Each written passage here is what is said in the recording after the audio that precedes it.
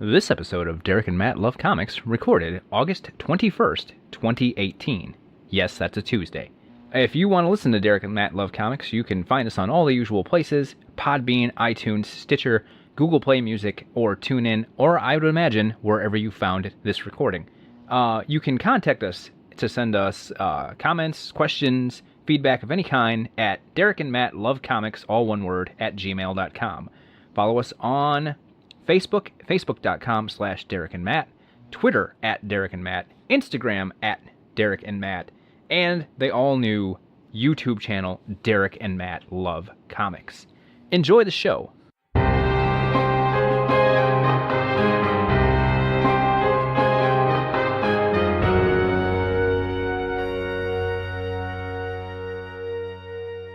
Hey, yo, listeners, it's Matt. We're beaten, we're slowed down, we're worn out. The summer's ending, the fall's beginning, the weather's weird. There was a lot of wrestling this weekend. There was a lot of other stuff this weekend. It's the middle of the week. It's way past when we normally record, but you can't stop us. We're here. I'm Matt, he's Derek, and this is Derek and Matt Love Comics. How's it going, Derek? Oh, not too bad. You say summer's ending. I think we still got a few more weeks to go. Well, it keeps tricking us, doesn't it? It does. It's back and forth. I'll say this: July, with all the constant heat waves, it felt like it was stretching for an endless amount of time. But August so far has just been zooming right by. This is, of course, everyone's favorite part of the show, where we've now, probably for a month in a row, have talked about the weather at the first thing. I can't help it. Years from now, when you're listening back to the show, you're like, oh, so that's what the weather was like in August of 2018. It was bad in July. It was. Very much so. It's been a lot of rain here, and then when it's not raining, it's hot, but it's more raining than not, and I didn't mean to rhyme that, so... Here it's humid all the time. It's not been that humid since about 2 weeks ago here. Well, my city's right on the banks of the St. Lawrence River, so it's always humid. I mean, I'm just south of Lake Michigan, though. Yeah, but how many hours? How many hours what? Of a drive. Like 15 minutes? Oh, really? Yeah. Well, this is like 2 miles away. The river's 2 miles away. That's point taken. But yes, I'm about 15 to 20 minutes away from Lake Michigan, so... Okay, fair enough. All right, let's get on to something somebody cares about, and that's what comics did Matt read this week? As I said, we've kind of had a rough week. We mentioned last week we had some recording problems. There was stuff going on this weekend. We were going to be recording late. You're getting this show late, I guarantee it, because we're not recording until Tuesday. But I didn't get to read too much, but I read my main two, and that's Justice League number 6. Okay, here's the thing. I didn't realize that Snyder is tag teaming this book with James Tynion, that Tynion's doing fill-in issues, and that the Lex Luthor issue, number 5, that I really, really loved, was actually not Snyder, it was Tynion. However, at this point, I really feel like Snyder's the Jedi Master and Tynion's the Padawan at this point anyway. So it was a very Snyder-esque issue, and I didn't actually realize that Snyder hadn't written it until someone pointed it out to me, and it's still probably my favorite Lex Luthor story of the last several years. This continued to be great. It's setting up all the finale is the one that comes out next. So we're right up to the end of the first story arc for Justice League. It's really been good, crazy. Like I said, Snyder trying to do Morrison type stuff, which I kind of felt like Metal was Snyder trying to do Morrison, and then Morrison came in and helped him out with that one issue. I think it's working. I mean, he's not on Morrison's level, but he's doing that type of stuff. The other one I read was Batman 53, which was the final part of the Cold Days storyline, which was the first storyline immediately following the wedding.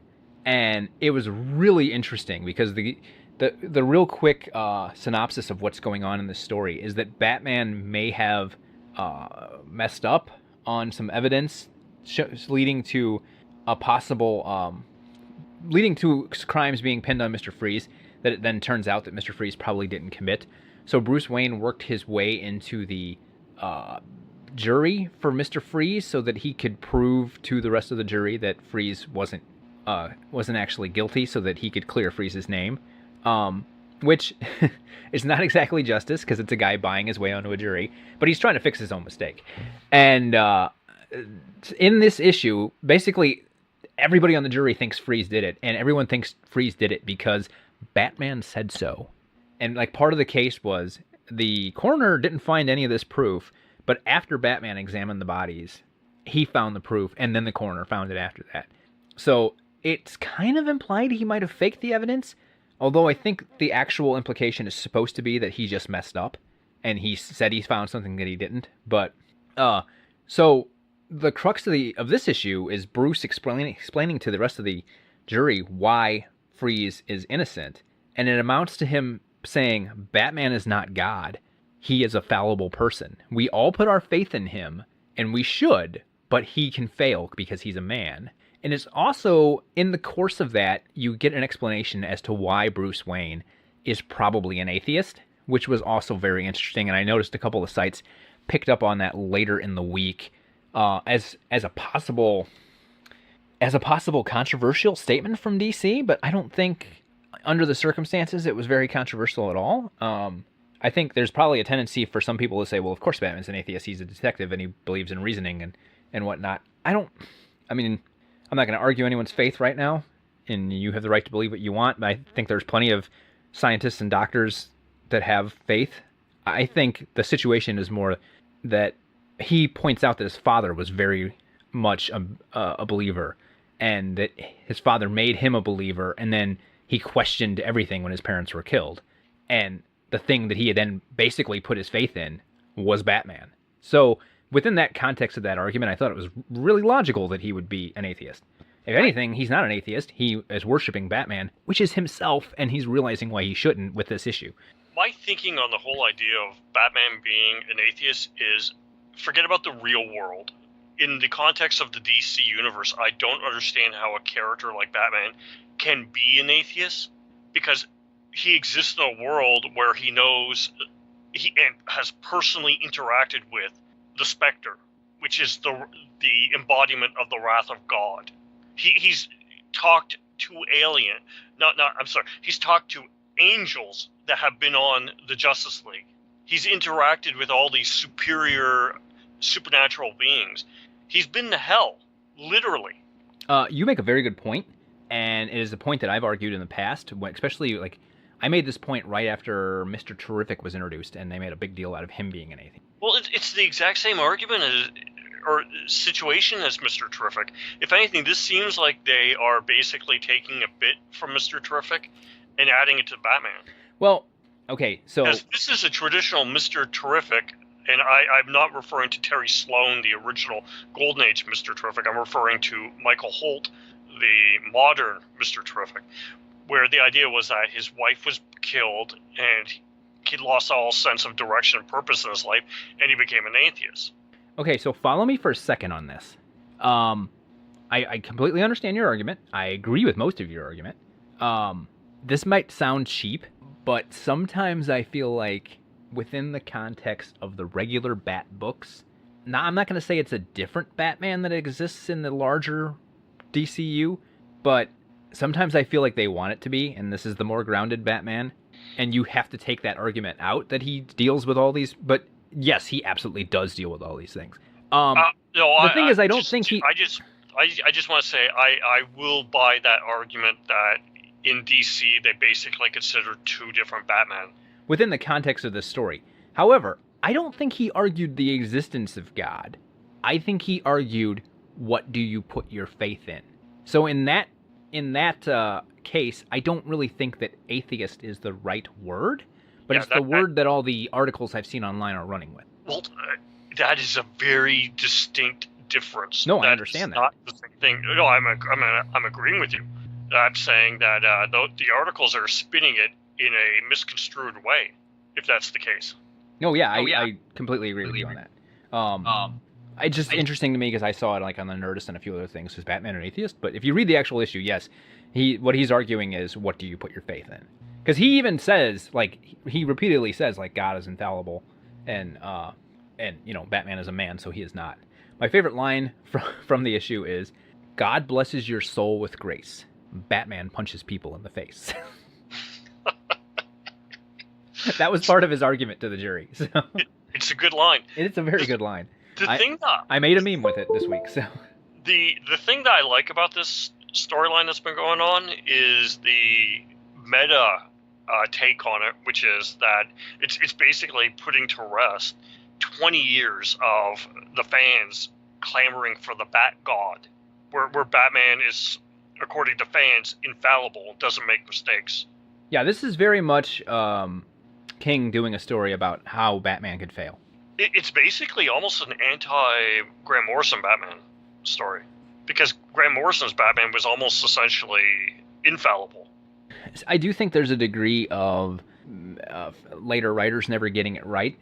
I don't think that Grant specifically wanted his Batman to be infallible. I think he wanted his Batman to be really, really good given the opportunity to be prepared.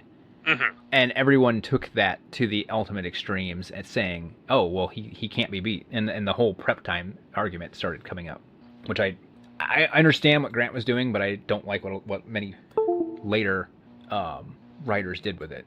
Well, it's the exact same thing where you had in 1986, 87, you had Frank Miller come out of nowhere and do The Dark Knight Returns and the Batman Year One, and then people think, oh my gosh, Batman has to be moody and dark and grim and break spines and limbs and bloody everyone. So you end up with like 15 years of really, really dark, psychologically scarred, half psychotic Batman stories.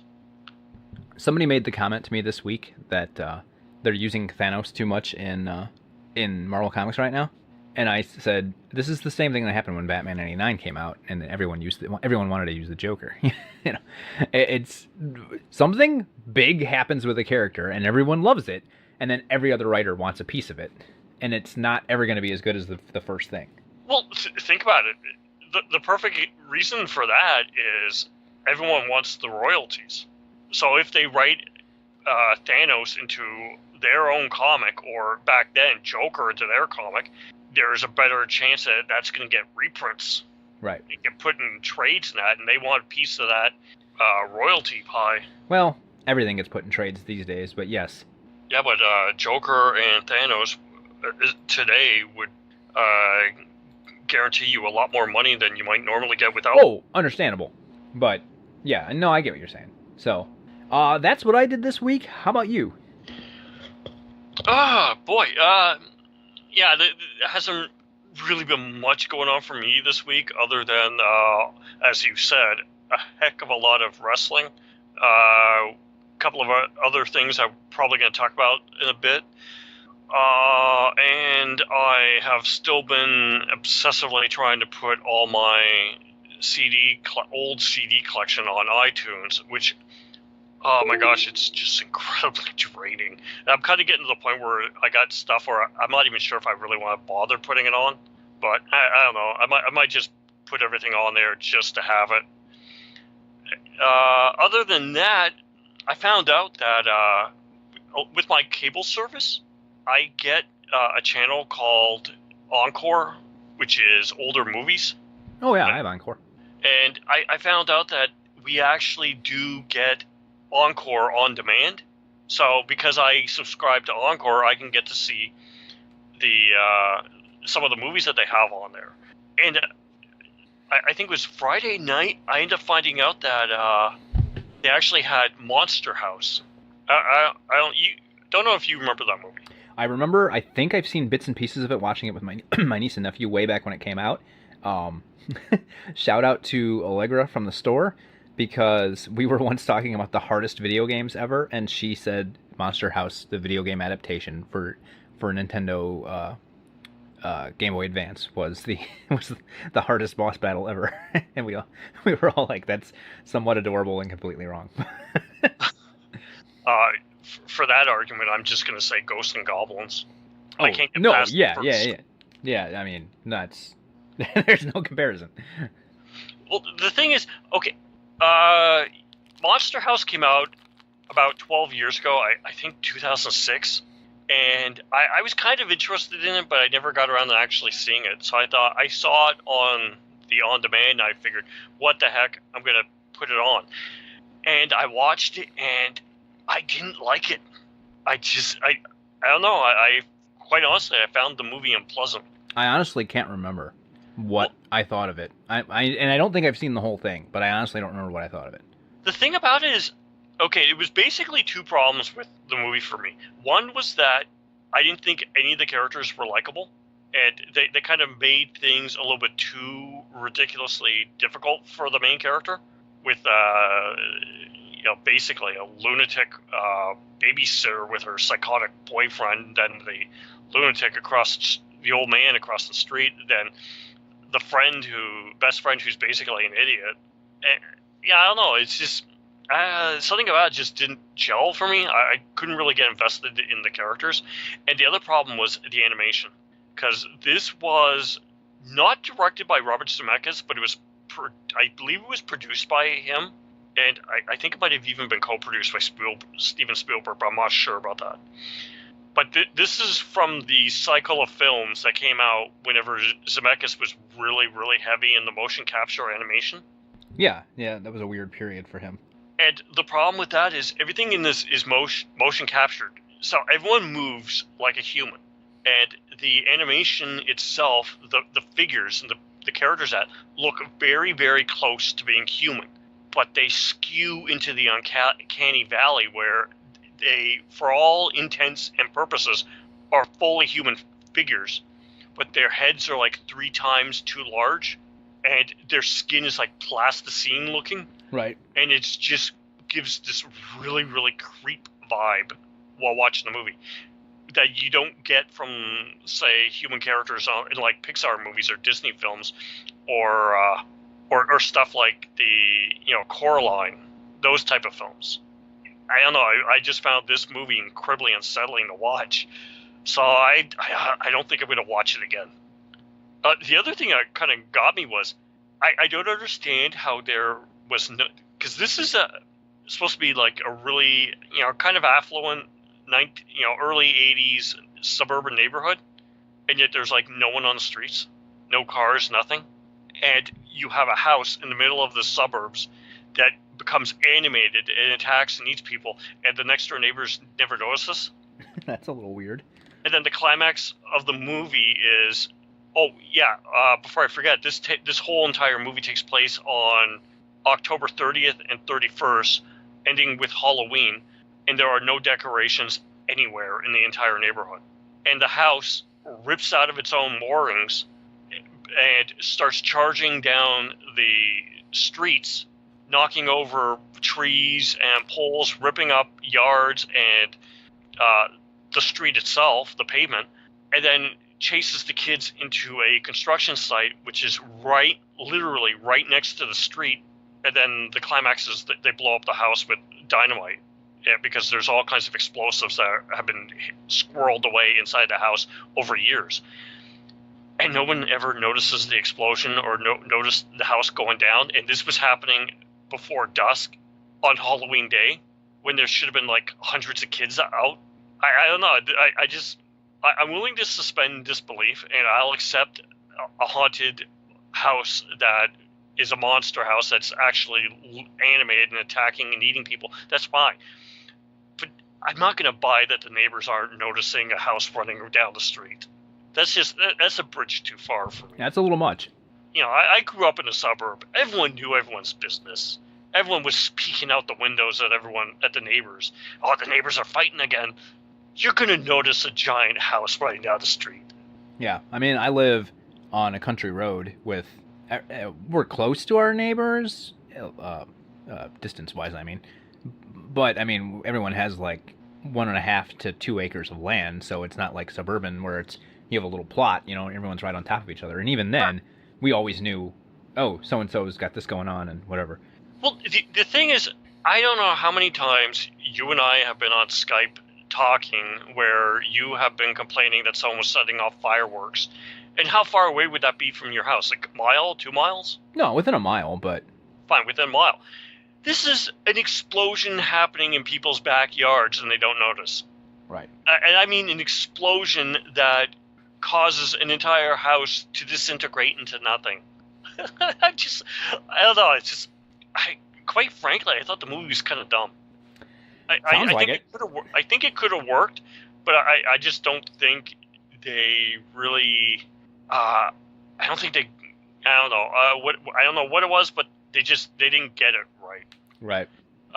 The other thing is I found out later, or rather today, that the Encore actually also had the Dark Crystal, which I haven't watched in a while, so I ended up deciding even though I own it on DVD, I ended up watching it about an hour before we started recording. Really? I haven't seen that film in a very long time, since I was a kid.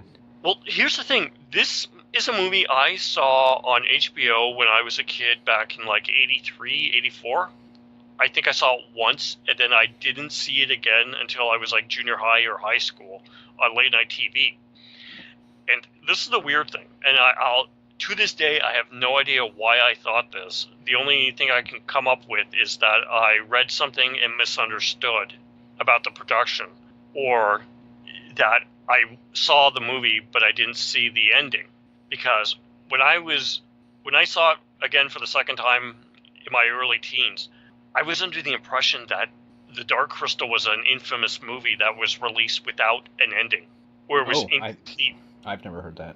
Well, this was something I knew when I was a kid, which is after, I saw it when I was in my teens, and then I got it on DVD like 10 years ago. Well, actually even longer than that, and I've watched it, like 2 or 3, maybe 4 times since then. And it's a movie that clearly has an ending. So I have no idea why the heck I thought that. I don't know. I don't know that I know of any films that don't have endings per se. Yeah, there are movies where they were incomplete, but they were still released. But, we're talking like stuff where they didn't get to finish some of the plot lines, or right, they had to cut scenes, or some of the special effects weren't quite done. Yeah, I certainly feel like Fantastic Four is missing a third act, but... I have no idea why I thought that when I was a kid, but I did. It's interesting, though, watching the movie now and comparing it to Labyrinth, which was a movie that I watched much more frequently throughout my life. Because, they're both Henson films. They're both designed by, I think his name was Brian Froud, who was the artist who did the design work, the conceptual artist. Uh-huh. And, they're very, very similar, but it's really interesting watching them and kind of seeing the differences. I like The Dark Crystal. I think it's a good movie, but I don't like it anywhere near as much as Labyrinth. I think Labyrinth has much more interesting characters, and it's a bit more fun. And I think you can rewatch it more often. But the weird thing about it is, whenever you're watching Labyrinth, you are other than the very opening of the movie where Jennifer Connelly's character is in the park rehearsing for her play. Mm-hmm. Other than that, you are never not aware that the movie is set in a studio stage. Okay, yeah, okay. I can follow you on that. And I was kind of surprised watching The Dark Crystal today and realizing that they were actually shooting outdoors in actual sunlight. And you can tell the difference between studio lights and sunlight, because sunlight is hitting from one direction, whereas the studio lights, they like to light things on all sides, so there's like no shadows. Mm-hmm. Yeah, I'm actually surprised that a movie like The Dark Crystal, which was, completely puppet and animatronics, was actually filmed in part outdoors. That just amazes me. Yeah, I mean, like the Muppet movies, the various Muppet movies have outdoor scenes, and. Well, I get that, but those tend to be ones where they're filming in the real world, whereas everything is artificial, and they put these stages outdoors. I just thought it was a very interesting experiment, I guess you could say.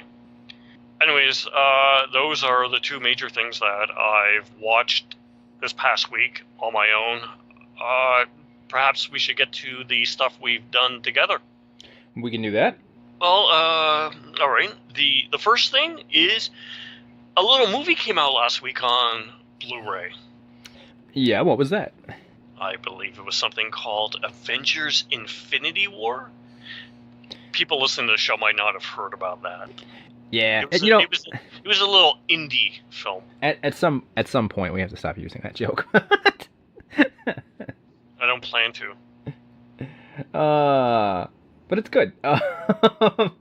I support the joke. Yeah, as long as it amuses me, I'm going to continue using it. Yeah, that came out, and I watched it Tuesday night when it came out, and was, it's a long movie, and it's a good movie, and there was a certain point where it's like, I'm tired, and this movie is relentless, and it just beats on you, and it's almost midnight, and Spider-Man's about to die, and it just tears you up. The funny thing with me is rewatching it again, because, you got it on Tuesday and you watched it then, and then I got it, I bought it Thursday on Blu-ray, and we both watched it over Skype that evening. I was kind of surprised I didn't have quite the same emotional reaction that I had the first time I saw it. It was kind of like sad, but it just didn't gut punch me like it did the first time. I think the first time it gut punched me, but I think every time since, it's just ground on me. Yeah, I don't really know. I don't know. Maybe it's partially because I know most of them are going to get better. Maybe it's because I've been sitting with it. Maybe. The funny thing is having rewatched it, and then I watched it in part because my sister wanted to borrow it, so I lent it to her, and I rewatched some of the scenes with her, and then I ended up watching it again with the director commentary afterwards by myself. There's a few. I actually end up discovering I have a few criticisms of the movie. Okay. One, and what the main criticism is, there's a lot of repetition with the plot. What I mean by that is we have two different scenes where characters are brutally tortured by Thanos to manipulate and force their specifically adopted sibling, with who they have a complicated adversarial relationship, to reveal the location of one of the Infinity Stones. It's the exact same scene, but it plays out with two different pairings. And then we have two different pairings where one of the characters has access to the stone, one of the stones, or knowledge of where the stone is, and begs their lover to kill them should they come to it, to prevent Thanos from either obtaining the stone or obtaining the information. The thing I get what you're saying. That's not even the only parallel. There are other scenes that parallel. I get what you're saying. I actually feel like this is purposeful. I think it's showing like the type of chaos that Thanos leaves in his wake, and the types of things that he does. And I also think they're purposely showing us how two different sets of characters are reacting to the same situation. How it can go two different ways. I can kind of accept that, but the thing is, I just can't help but think it just kind of makes it feel like sloppy writing. I still really enjoy the movie. I think it's a great movie. It just occurs to me now that it's actually, somewhat a flawed movie. I mean, I never said it was perfect, but I don't have the problem that you're having with it right now, so. Well, it's not even necessarily a problem. It's not something that bothers me. It's just something I hadn't noticed the first time, and then rewatching it a couple of times, I start seeing all these parallel scenes that just keep duplicating, and it just strikes me as being really, really weird. I mean, I suppose that's fair. I don't, like I said, I don't think it's a perfect movie either, but I don't have those particular problems with it. I really enjoy the heck out of the film. It's, you said something to me during the week that you had just watched it with commentary, and you kind of wanted to watch it again already, and it was like 10 o'clock, 10:30, and I was like, I want to watch it again right now, and I have to go to work in the morning, so there's no reason for me to start it right now. It would be really irresponsible if I watched it right now, but I want to watch it right now. It's that kind of movie that you just want to keep watching. Oh, to be fair, I want to rewatch it after we finish recording, now that we've been talking about it again. Yeah, I find it an incredibly entertaining movie. I really love the movie. I'm not saying the movie is terrible or bad. It's just, I just started to actually notice kind of the seams that you didn't notice before, and it just kind of just struck me as odd. I still think it's a very entertaining film, and I still would like to rewatch it again and again. Yeah, I probably will end up watching it again at least once in the next week. So it's a really good movie, even with any flaws. I'm gonna say one thing though. I wasn't gonna mention it, but what the heck? So my sister borrowed the movie, and she ended up watching it twice. Oh, this is good. And when I said that I ended up watching some of the scenes with her, that was during her second viewing. And we get to the end, and we get to the ending credits, and she's talking to me, and she goes, "Who did Nick Fury call? Who was he? On the pager? Who was he trying to contact?" Fair question. Not everyone's gonna know who Captain Marvel is. And I said it's Captain Marvel, and she's going, "Huh?" I go, and my sister didn't understand, and she starts going, "The kid, Zachary Levi?" I'm going. She goes, I know he's got a movie coming out. I go, yeah, that's DC's Captain Marvel. Shazam, who they're now calling Shazam. I'm talking about Captain Marvel, the Marvel version. That used to be Ms. Marvel, Carol Danvers. And my sister just didn't get it. And I don't understand, because her and I used to play Marvel Avengers Alliance on Facebook all the time until they closed it up, 2 years ago? Yeah, I think it was the end of September 2016. And Ms. Marvel was a major character in that, and at one point you can upgrade her to get her the Captain Marvel costume. And I thought for sure my sister would remember that. Yeah. So I ended up trying to have to explain the difference between Captain Marvel and Captain Marvel. Well, you should have called me, because it's one of my favorite subjects to talk about in comics. To be honest, I just didn't have the energy to really go into it, and my sister was in one of her moods where she's only half paying attention. Oh, so she all the time then? I wasn't going to say that, but yes. Well, I'm a country away. I can say it. Breaking news, and by breaking I mean earlier today, and I just saw it on Twitter.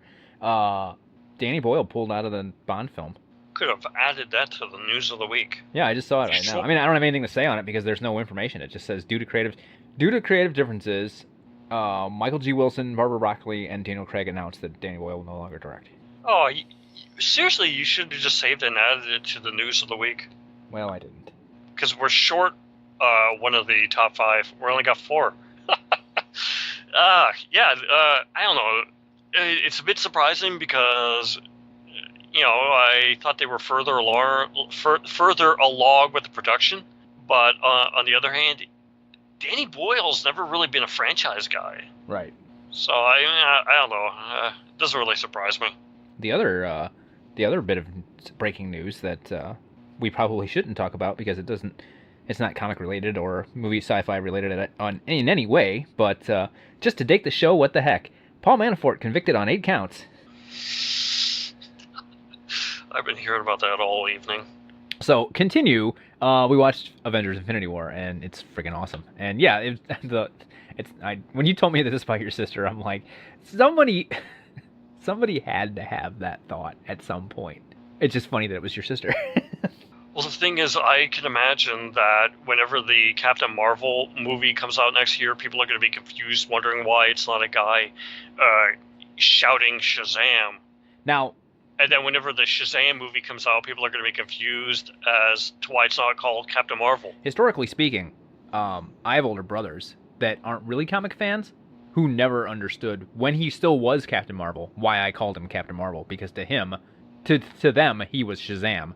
Just because they remembered the name of the TV show and didn't actually watch the TV show, so didn't have the full information.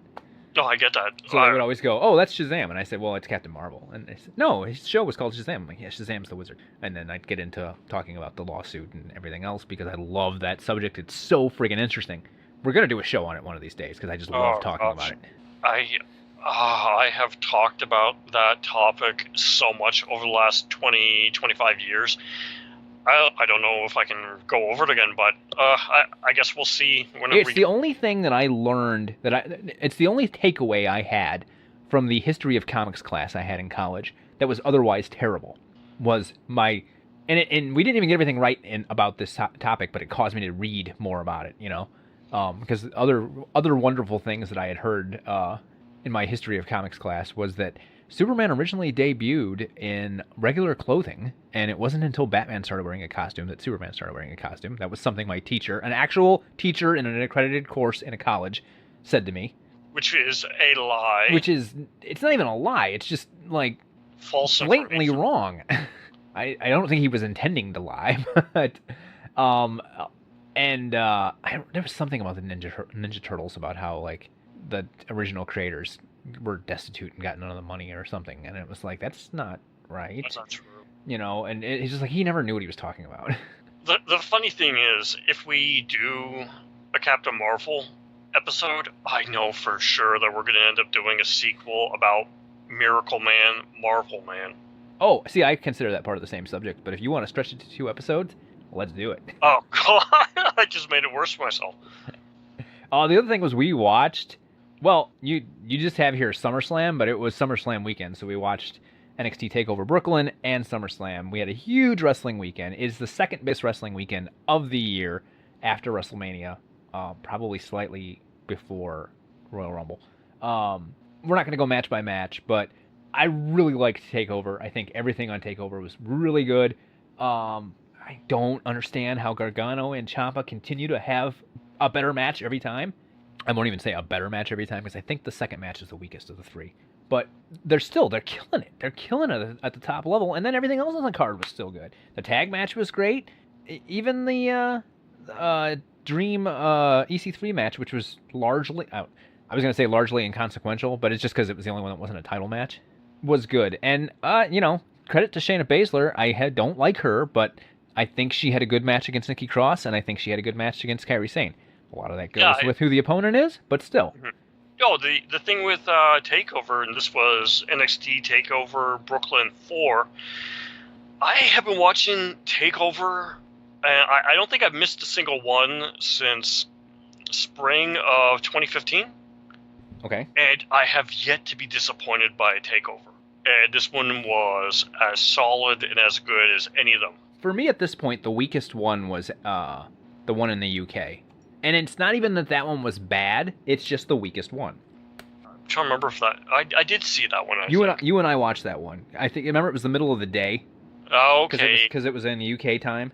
And I just remember... All I really remember from it is Enzo and Cass's entrance. And Finn Balor being dressed up as Jack the Ripper. But I remember it was like, okay, it's good.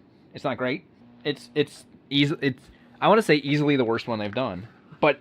Well, still like a very high bar. Let's say weakest. Yeah, and like I said, it's still an extremely high bar. The thing, though, is I agree.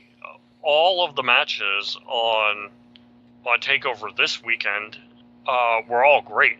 Yeah, as you said, EC3 versus Velveteen Dream was probably the weakest, but it was still a really good match.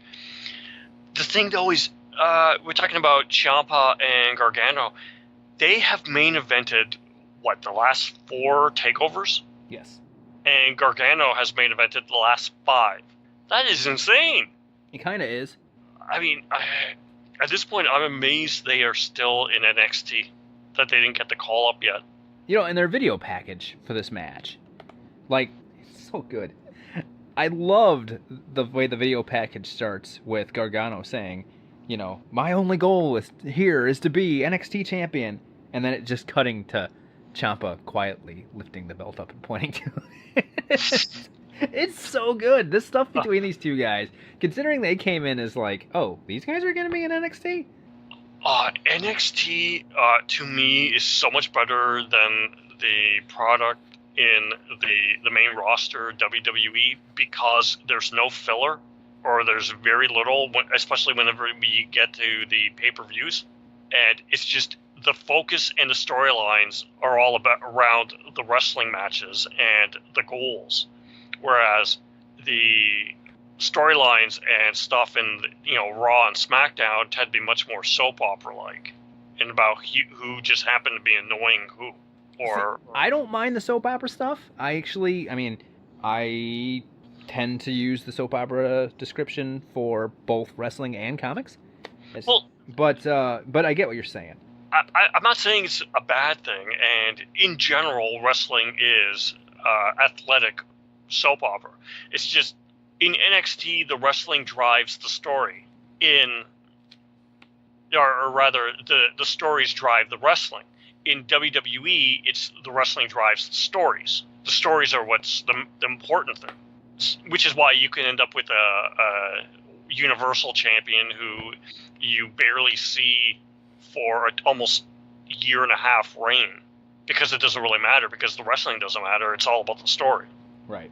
That's why we have 3 hours of Raw where there's like maybe an hour and a half of uninterrupted actual wrestling content, because the rest of it's all story stuff and backstage vignettes. But let's move on to SummerSlam. SummerSlam, I thought, was largely a good show. I thought most of the matches were good. I thought probably the women's Raw match and Joe and AJ and then Seth and Dolph were probably the best matches. I would probably have to agree with you. I don't think there were any bad matches. I think generally the show was really good throughout. But, oh man, the ending. Well, okay, I've been thinking about this because I've been thinking about what I'm going to say on the podcast about it. I didn't like it, but I can admit that it was really smart on their part. Oh, yeah. They have had a problem with people not caring about Brock versus Roman. Now, the logical fix is to not do Brock versus Roman, but they weren't going to do that. But they did find a way to get people to not boo it and to sit through it, because, remember, at WrestleMania, people were walking out. And that's by promising, quote-unquote, that Braun was going to cash in after the match, and then having Braun get taken out during the match so that he was unable to cash in. And they got the match they wanted, they got the Roman win they wanted, and they didn't get everyone completely crapping on it. Like, I have to think that even after they went off the air, some people were sitting in the Barclays Center still thinking Braun was going to get up and cash in. The funny thing is, afterwards, the next day, I end up finding pictures on Tumblr of Roman up the ramp and leaving to go to Gorilla. And you could see over his shoulders the crowd, and it's just row after row after row of people just sitting there blank-faced. I mean, Twitter was all, they tricked us into watching that match. Yeah, basically. So, yeah.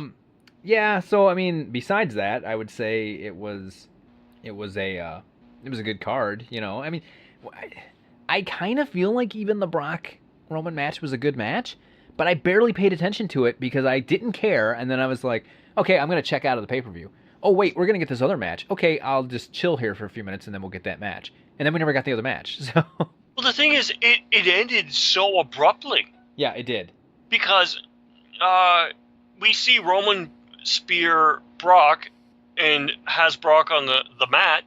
We didn't, at least I didn't see the ref, let alone the ref counting. But all of a sudden, the ref is handing Roman the belt, and I never even saw the pin. Well, I mean, I obviously saw the pin, but... Well, I saw the pin, but I didn't see the count. It was a... So I had no idea what was going on. It just, all of a sudden, he hands him the belt, and I'm like, wait, it's over? It was like a 6-minute match, so... And then the Raw other thing is, was terrible, so... Yeah, well, okay, I have a few thoughts on a few of the different matches, but... Go ahead. Regarding the main event, I just think it's funny that Braun Strowman was taken out with one hit from the briefcase and 3 chair shots whenever he got up from having, 20, 30, 50, 100, 1,000 chairs fall on him at TLC last year. So what you're saying is, I find it funny. It's just, I don't know, it's like, with all of a sudden SummerSlam on Sunday, then Raw on Monday, it's like, is Braun no longer the monster among men? Right. Is he suddenly fallible? As you were saying to me before, Braun seemed a bit weak. Sadly, yes. The other things about it, it's kind of funny how quickly they cut the feed to end the show during Roman's celebration, because they knew that they were going to end up with a booing crowd as soon as the crowd realized that Braun was not going to cash in. Mm-hmm. And because his celebration was very, very short. Usually they kind of linger a bit. This, boom, right, they were out there. The other funny thing is the crowd reaction of Roman winning did not compare in any way to the crowd reaction to Becky Lynch attacking Charlotte. No, it really didn't. the crowd reacting to that was just phenomenal. I mean, almost the entire stadium just jumping out of their seats with their arms shooting up in the air. The fans are so on board with Becky. It is just criminal that WWE is not seriously pushing her as the next big superstar. Yeah, I'm gonna disagree with you on that. That's what they're doing right now. This is a storyline to push her. Well, up until Sunday, they basically haven't really been pushing her. I think they've been pushing her steady for the last couple of months to get to this point. Well, okay, but what I'm saying is, since her original reign as the SmackDown Women's Champion, they haven't. She's basically been kind of like spinning her wheels.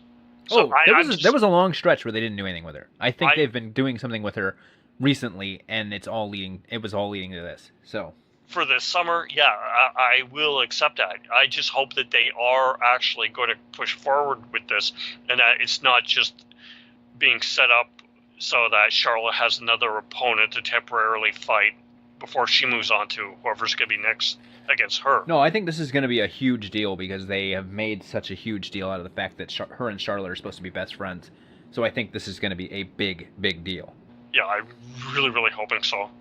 The other thing I find interesting is Carmella did not technically lose her championship. Well, she did because that's how triple threat matches work. But she was not the one that was pinned. So I like that. My one concern is I love Carmella. I think she is incredibly underrated as a performer.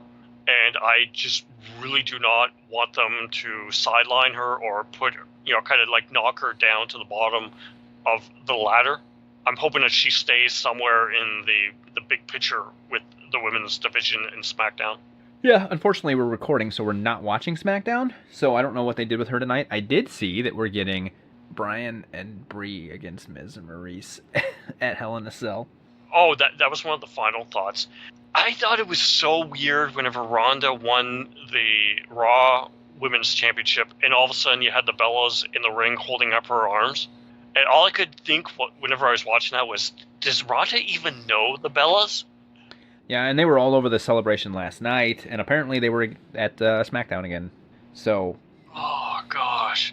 I'm actually starting to get paranoid that with WWE Evolution, the women's pay-per-view coming up in October, that they might be getting the idea of putting the Raw Women's Championship belt on Nikki and the SmackDown Women's Championship belt on Brie.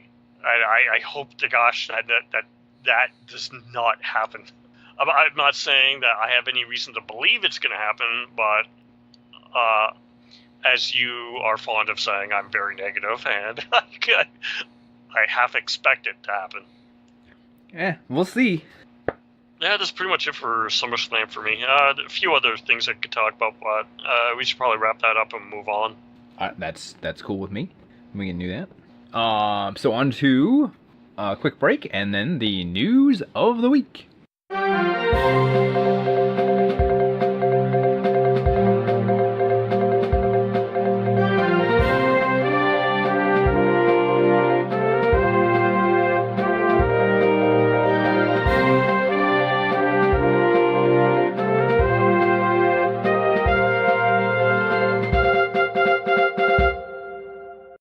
So the news of the week here, as Derek said, we do not have 5 stories, so in no particular order, and some of this is going to get a lot of talk, and some of it's going to get very little.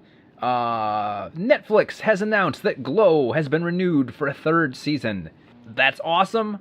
We literally have nothing else to say about this, do we? I will say yay. I'm looking forward to it. I can hardly wait. I hope we're not going to have to wait more than a year. I hope we have it by next summer. Wait and see. The other thing is, I really hope we're going to end up eventually getting Blu-rays of season 1 and 2. But at this point, that's probably doubtful. I love this show. I just want it on Blu-ray so I can have it, and I can get other people to watch it. That's fair. I can't argue with that. Yeah, the little trailer they did was really fun. I can't wait. I can't wait to see more of the show. I love these characters, particularly Ruth. I'm all jazzed for this. Did they actually released a trailer for season 3 or teaser? Yeah, that's. How did you hear about it? Because that's how I heard about it. I heard about it from you. Oh, it's not a teaser. There's no new footage in it. It's a bunch of they managed to find a bunch of occurrences from the first 2 seasons of people saying 3, and it was just a bunch of clips put together of people from the show saying 3, and then it said 3rd season coming soon. That is a teaser. Teaser is but there was no new footage. Right. Well, if you're going to have actual new footage, that's going to be a trailer. A teaser is just something with to get you kind of hyped up for the eventuality. But yeah, I'm going to have to look for that later. I love that show so much. It's great. It's a really great show. And more women's wrestling talk, because Glow fits into that. WWE has announced that there will be an Alexa Bliss versus Trish Stratus singles match at October's all-women Evolution pay-per-view. So, as you can see, we were really padding the news this week. A match got announced. But it's great because Trish is coming out of retirement. I wanted to discuss this because Trish is coming out of retirement, and that is a massive deal. And the other thing is, I don't understand why the match is against Alexa Bliss. Neither do I. Especially since Alexa is no longer the champion. Because whenever Trish appeared in the Royal Rumble, the Women's Royal Rumble back in January, the big pop, the big thing that everyone was clamoring for, I know I was clamoring for, was Trish versus Sasha Banks. And I was hoping that would be a match at Evolution. So I don't understand, because they are, we've had this discussion in the last few days, where they are much more evenly matched, and I just don't understand why instead of going with Alexa. I mean, I think Alexa's great. I think she's a great wrestler. I think she's a great performer.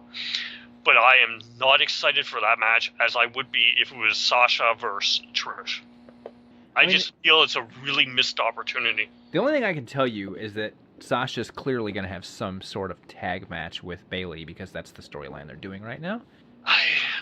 I get that, and I understand that. It's just possibly for a women's tag title. We don't know yet. The only way I'm going to be happy with this is if we end up with Sasha versus Trish at WrestleMania next year.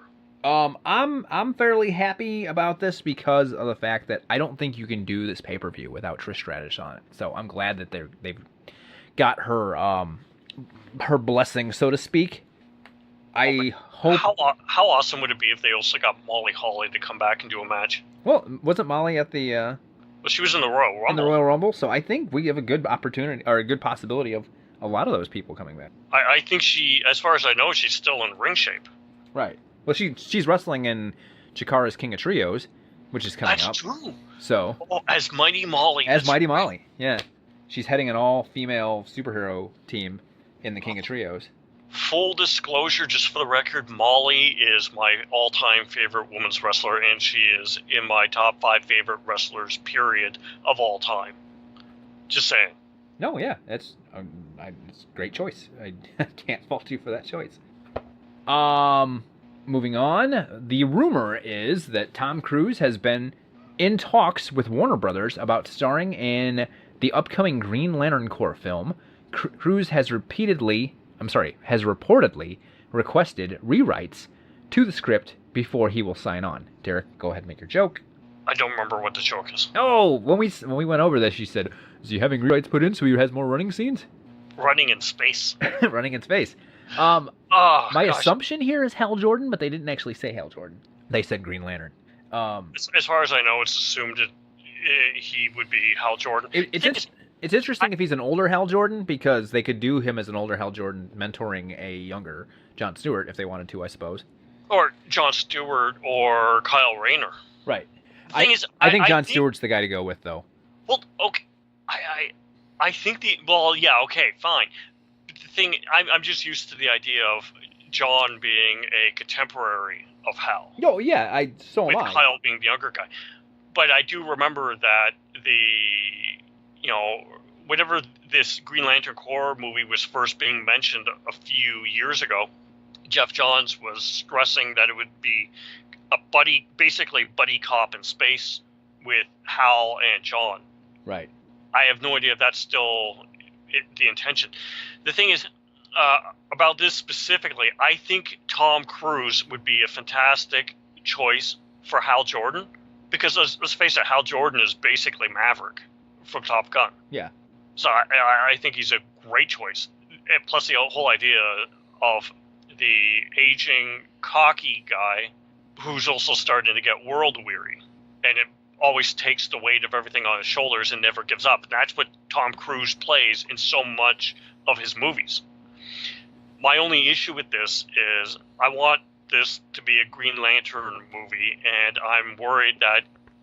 See, the thing with Tom Cruise is when Tom Cruise gets attached to a project, it goes from being that franchise movie to being a Tom Cruise movie. And I would be worried about, because this is supposed to be a Jeff Johns script for a Jeff Johns produced movie, and I would be worried that we would get further away from Green Lantern as it became more and more about Tom Cruise and Tom Cruise's wants and needs for the film. Because that is essentially what ended up happening with The Mummy last year, where it got further and further away from being a horror film and more into being a generic Tom Cruise action film. The flip side of this is Cruise does still do more interesting, odd, middle of the road. I don't mean middle of the road, but like lesser franchise films. Like Edge of Tomorrow.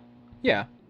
So I'm willing to give him the benefit of a doubt. It's just I just really don't want this being muddied because of all. That was the big problem with the Green Lantern movie in 2011, is that too many people kept insisting, out of the producers, out of the screenwriters, out of the Warner Brothers studio, different shirts in the offices giving their point of views, and we ended up with a really muddied film that kind of diluted the whole concept of Green Lantern, and it tried to be too many things at once. And I don't want that to happen with this film. No, it's totally understandable.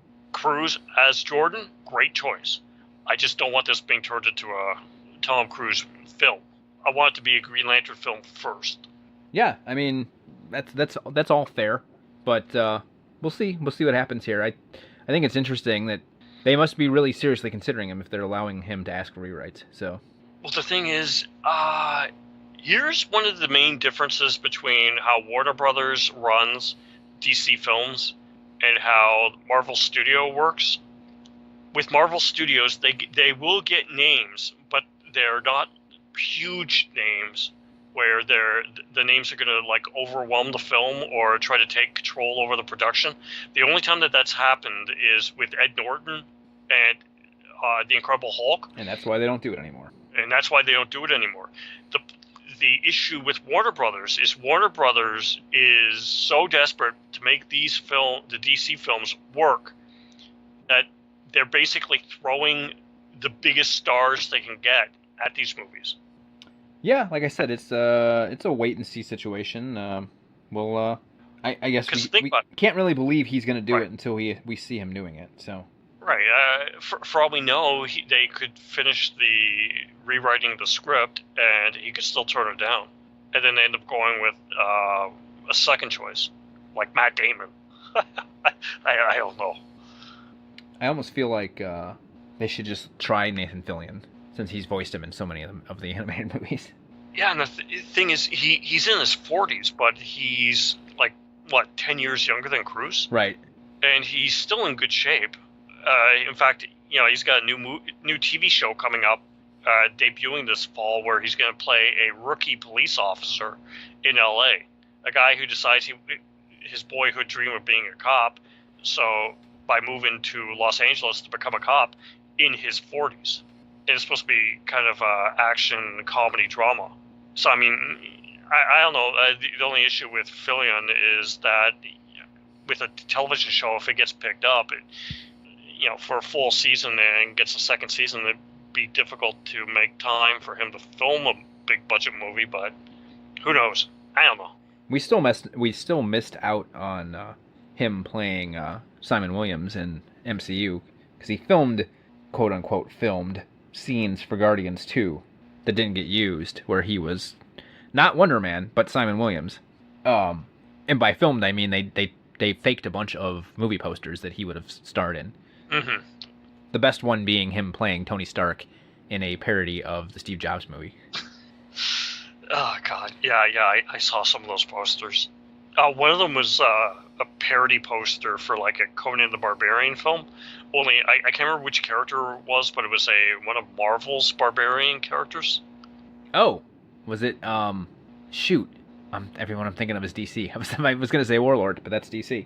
No, I can't think of what the name is. All of the barbarian comic book characters that I can think of that aren't Conan or Red Sonja are DC ones, like Arak, Warlord, as you said. And finally, after a final closed-door meeting with James Gunn, Disney has reaffirmed that they will not rehire the fired director. Marvel Studios president and James Gunn supporter Kevin Feige is said to have been out of town when the meeting took place. I'm just going to say it. This is not the last we've heard about this, and there's still I won't say a distinct possibility or even a strong possibility, but there's still a possibility that he's going to end up having some involvement with this film. That's my personal opinion. I would hope so. I think it would be a massive mistake if they didn't have him working on it in some capacity. The thing is, for all we know, he could end up working on it with them using his script and then him staying available in that and helping with the production as a co-producer, but quietly and unofficially. I wouldn't be surprised if they end up doing that. It's just, I think it's a horrible, horrible mistake on Disney's part. His voice with these movies is so distinct. I cannot imagine another director taking over this series and having it match the previous films. Yeah, I mean, we both talked about, we watched the deleted scene from Infinity War that was with the Guardians, and that's totally a Gunn scene. You know, like, there's no way that the Russos directed that scene.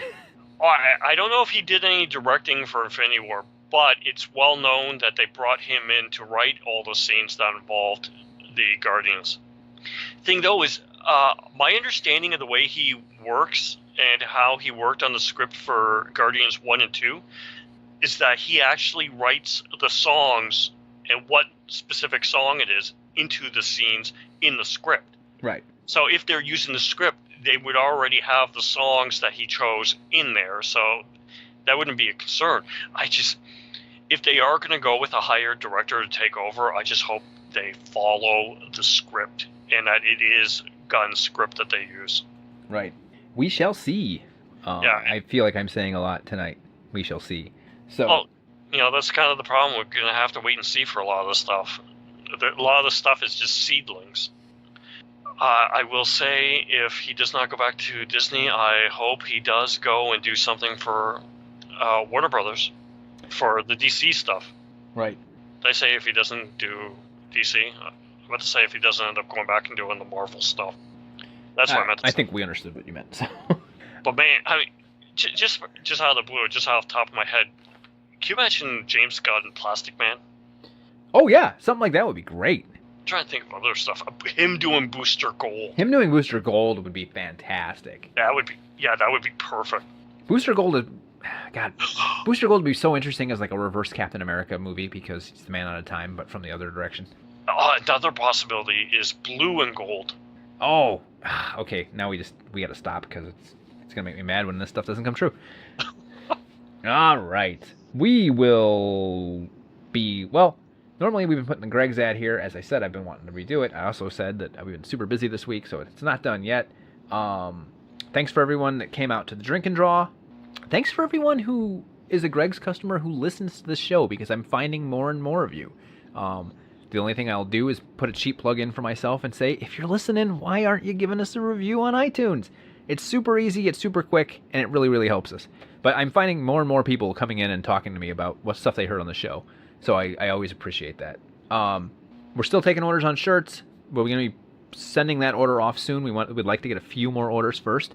And continue to come in and enjoy the greatest comic shop in the galaxy. So on to the main topic. Our main topic is our second look at the Hellboy comics by Mike Mignola, and that is Hellboy Wake the Devil, which I believe is the second series that they published But chronologically, it is not the second thing in the first omnibus. There's a couple of stories in between. Yeah, I'm reading the Omnibus Volume 1 and reading Wake the Devil in preparation for this for filming this episode.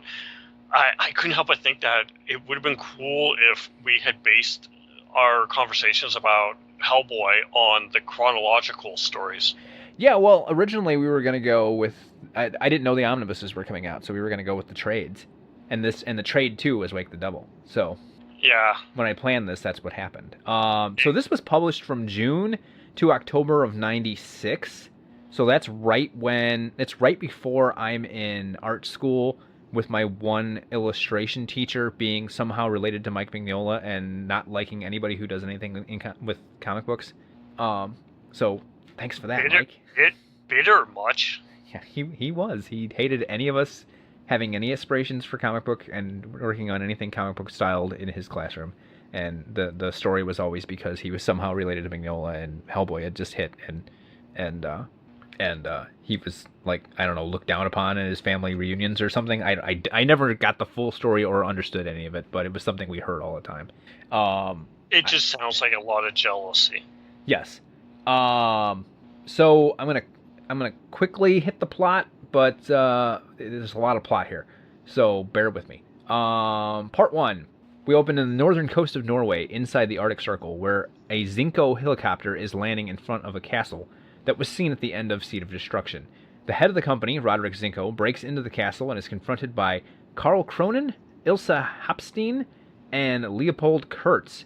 But Zinco explains that he saw Grigory Rasputin on his private beach and left behind the words Ragnarok and disappeared. Zinco promises them that they can use anything that he has. 1 year later, in Soho, New York City, the Nazis kill the curator of a wax museum. At the BPRD headquarters in Fairfield, Connecticut, Tom Manning and Kate Corrigan brief the agents about the life of... Okay, this is going to be a major thing throughout this discussion, so let's agree on a pronunciation, because I'm not sure. Vladimir Gurescu? I have no idea how to pronounce that. That's how I pronounced it every time when I came across it when I read it. But he's essentially going to be the main villain, or a main focal point of this story. So we're going to agree to say Gurescu. I'm not even sure if I can say that. I have no idea if that's the proper pronunciation. I will give you the spelling really quickly. Giurescu. I'm not sure if it's French or Italian, or Russian for that matter. But might be Hungarian. Yeah, because it kind of sounded like he was Russian in the backstory. But continuing. The fact that he could never die because when the full moon shines down upon him at Castle Gurescu, he heals himself. In 1944, Heinrich Himmler proposed Project Vampirsturm, and a Nazi delegation led by Ilsa Hapstein was sent to recruit Gurescu. After meeting with Hitler, Hitler ordered the arrest and execution of the entire Gurescu family. They revealed that the museum curator, Howard Steinman, real name Hans Ubler, could have smuggled Gurescu's body out of Germany before his corpse was burnt, and that someone could have the intention to take the corpse to Castle Gurescu to reanimate its corpse. Whoever wrote this synopsis really likes the word corpse. But there are 3 possibilities as to where Castle Gurescu is. So Tom Manning splits them into 3 groups. Hellboy is on his own, of course he is.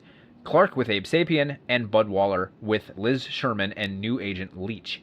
In Romania, Ilsa Hapstein opens the stolen box with Gurescu's corpse in it and orders the soldiers to take it to a specific room. And meanwhile, in Norway, Kurtz and Cronin watch Ilsa, and it is revealed that they are manufacturing their own army. Back in Romania, the agents are all in a plane where Abe Sapien talks to Hellboy about the involvement of the Ragnarok project because he thinks it's worrying Hellboy. Hellboy jumps out of the plane with a jetpack, which explodes when he tries to fire it, and Hellboy lands in the same castle with Ilsa Hapstein. Part 2. Ilsa orders Unmensch, a cyborg Nazi, to kill Hellboy, and they fight until they are both fall through the floor. A flashback to Tarmagant Island, 1944, shows Rasputin ordering Ilsa, Cronin, and Kurtz to go to Norway. In the present, Rasputin appears and tells her to leave the castle, and that the next time she sees Gurescu that he will be young again. In the castle, Hellboy wakes up with the Nazi gone, leaving behind only his metal arm.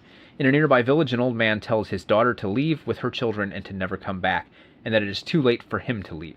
Hellboy follows a trace of blood and finds a man eating the Nazi's leg and reveals that he is Vladimir Girescu's father, and that the goddess Hecate, it is the goddess Hecate, who brings Girescu back to life because Girescu is her son.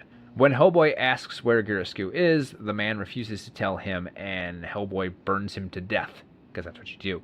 When Hellboy leaves the room, he remembers the old man said something about a moon door, and sees the door with a moon shape on it, and inside is the box with the corpse in it and the 3 soldiers' heads in front of it. But he is surrounded by ravens who turn out to be the women of Thessaly that start attacking him. Part 3, at Castle Girescu, Hellboy is shooting the women of Thessaly as Girescu comes out of the box. As Hellboy tries to kill him with a stab to his chest, Girescu turns into a raven. He falls into a stone coffin and ends up underground. Hellboy eventually finds Girescu is lying on the ground with a knife in his chest, but Girescu turns into a mass of snakes and escapes. As Hellboy leaves the tomb, Kate brings Girescu back to life. Rasputin tells Ilsa about his life and offers her the chance to be reborn as he was. In the ruins of the Seg Castle, Romania, Liz Sherman, Bud Waller, and Leech find a door. Leech, a human metal detector, is able to detect the hinges and open it. They find a huge room with a dead homunculus inside. Liz touches a hole in its chest and is unable to let go. The homunculus draws energy from her and awakens. Bud shoots her arm to free her. The homunculus panics, snapping Bud Waller's neck during its escape. In Norway, Roderick Zinko has a head in a jar who is revealed to be Professor Herman von Klimt. Cronin asks Zinko to find von Klimt and form an alliance. At the monastery in St. Bartholomew in Romania, the old man from issue 2 tells his brother, a priest, that the town will go back to its old ways because he can sense Girescu. However, his brother does not believe him. Back at Castle Girescu, Hellboy finds a room full of explosive and sets them off to go off in 1 hour. Part 4. As Hellboy is leaving the castle, he thinks he hears Girescu. He discovers it is actually Hecate in snake form. She tries to get Hellboy to go back to his old kind and tells him that he lost himself in humanity. Hellboy and Hecate fight, and she tells him he cannot escape his destiny. He will bring the end of the world. Hellboy spears her as they smash through the wall. Her skin and flesh burn in the daylight as the explosives go off. The castle is destroyed, with Hellboy just outside. Abe Sapien and Clark report back to the BPRD headquarters from the ruins of Svent's castle, telling them they found nothing but see a pillar of smoke from Hellboy's location. They are told to go and find Hellboy. In Romania, Baba Yaga's servant, Koku, brings Rasputin and Iron Maiden to initiate Ilsa Hepstein's rebirth. She enters and is immediately killed. Rasputin tells Koku that he will be back to see Baba Yaga. Stephen, two other men find Hellboy's body outside the ruins of Castle Girescu to drive him to the crossroads. In Norway, von Klimt tries to tempt Cronin to join him instead of going along with Rasputin's plans, but Kurtz gets angry and tries to kill von Klimt. Cronin tries to stop Kurtz and ends up stabbing and killing him. In Romania, Hellboy is chained to a thick wooden pole. Rasputin tells him that he is there to rot, and he leaves him with the Iron Maiden. Part 5. Abe Sapien and Clark land in the Romanian village to discover all the houses boarded up with crosses painted on the doors and windows.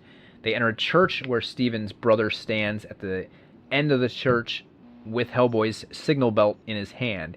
He is unresponsive, and when Clark touches his shoulder, the priest's head falls off and the pair fall through the floor. Clark lands on a long metal spike and is impaled through the chest. Abe falls to the ground where Rasputin confronts him and tells him that he will be speared through the chest as well. The priest's severed head speaks, saying, "Abraham Sapien, do you hear? Sunken bells are tolling for thee. Out of the caverns of Num-Yeb-Sik, dark and terrible deep, the ocean is calling her children home." At the crossroads, Hellboy is still chained to the thick wooden pole and is confronted by a fully reanimated Vladimir Girescu on horseback. Hellboy cracks the wooden pole and hits the horse in the head with it. The horse and Girescu instantly turn back to skeletons. The Iron Maiden assumes a snake-like form, similar to Hecate's. Repeating that he cannot escape his destiny, Ilsa eats him. Hellboy's horns fully regrow, and he sees the Ogju Jihad, but he again refuses to help end the world and snaps his horns off. He appears back at the crossroads, where Kate Corrigan finds him and tells him what happened to the others. In Norway, Rasputin confronts von Klimt, Cronin, and Zinko, and temporarily blinds Zinko, who accidentally presses a button that blows up the whole castle. In a helicopter above Romania, Hellboy is told that there is no sign of the Iron Maiden. At the end of the issue, it is revealed that the skeleton of Vladimir Gudescu was in the process of being moved to the BPRD headquarters, but while it was temporarily placed in storage at the Bucharest airport, it disappeared and was never recovered. It is also revealed that the head of Father Nicholas, Budens, never spoke again, but continued to be a focus of poltergeist activities, including sudden temperature drops and the levitation of objects for weeks. There is a quick epilogue at the World Tree. Yggdrasil, Baba Yaga tells Rasputin that he has failed and he cannot be a god, and that he has to stay with her. He says that he will go on and continue to try to make himself a god. Plot courtesy of Wikipedia. So, right off the bat, there's a lot of stuff in here that was incorporated into the first Hellboy movie, but then was later reused in the second Hellboy animated film. The introduction of the Ogdru Jihad, the first time we see Hellboy grow his horns back and be told that he's going to bring apart the end of the world and all that. The particulars are different from the movie, but a lot of this stuff is clearly drawing a parallel. Right. Boy, where to start with this? Okay, a couple months ago we covered Seed of Destruction. Yes.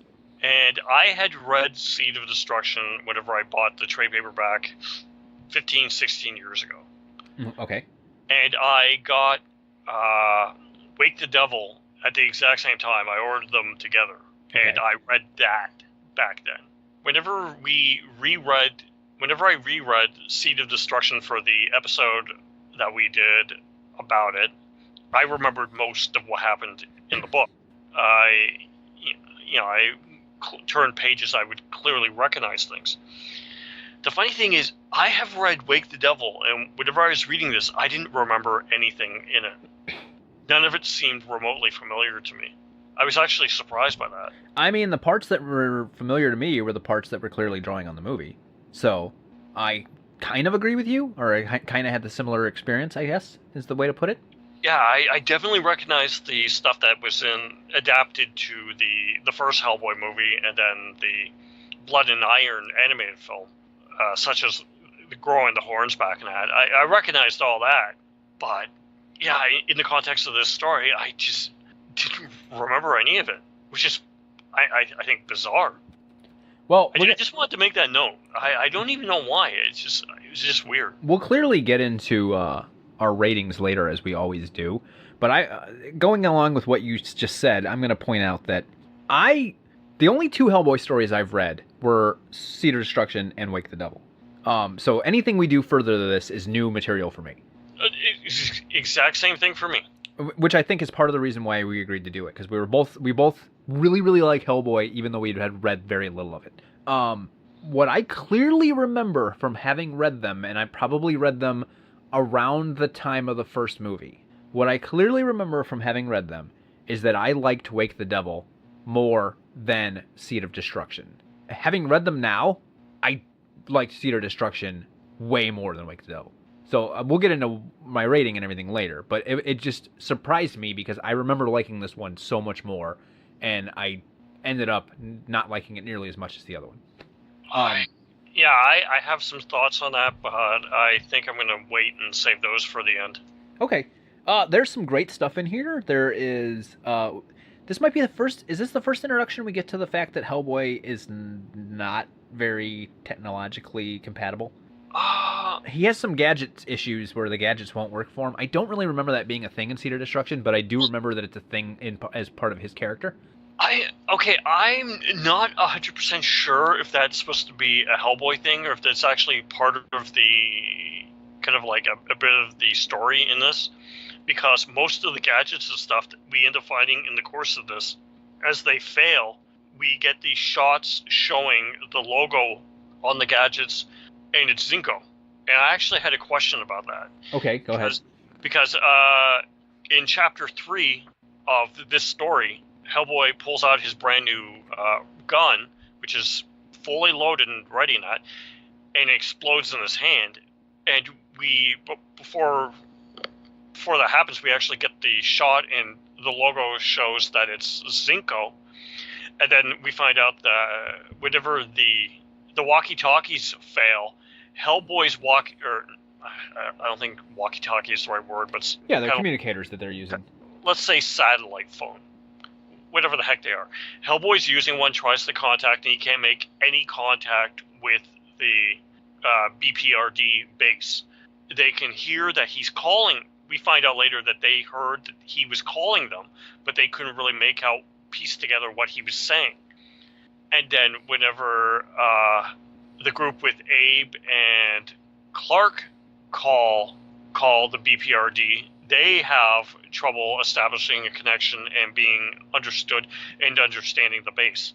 And we find out that those communication devices are by Zinco.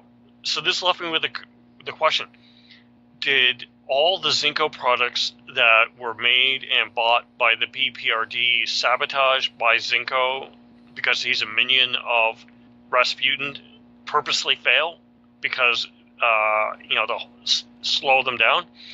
Or does Zinco just make really, really crappy products? I don't know. Yeah, I was aware that was going on, that it was Zinco, they were all Zinco products. I don't have an answer for you. I'm kind of flipping through my Hellboy role-playing game to see if I can find an answer for you, because that seems like the kind of information we would... If the company's products are simply that terrible, how did the guy get to become a billionaire? It's weird.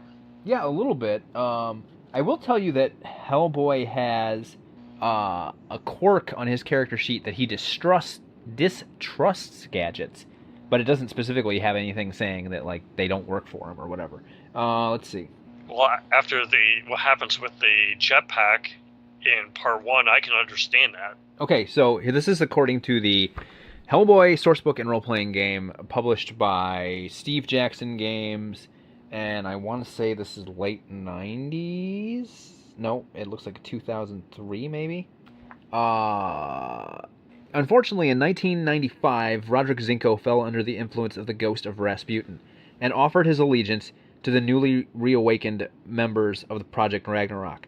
Zinco used his position to subtly sabotage much of the equipment being used by the BPRD at the time. This caused Hellboy's new handgun to jam and explode while in use.